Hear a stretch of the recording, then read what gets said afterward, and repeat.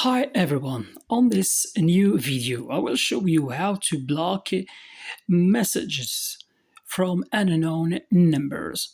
Follow me on this video.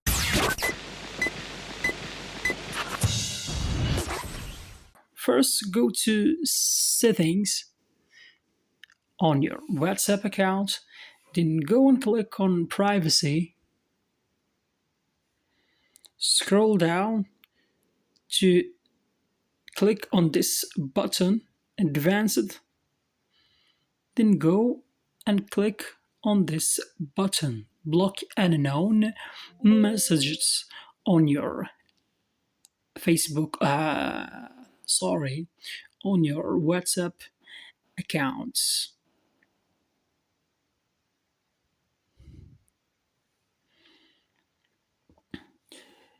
And this way, you will prevent unknown numbers to send you message unless you have added them to your personal contacts. Thank you for watching this video.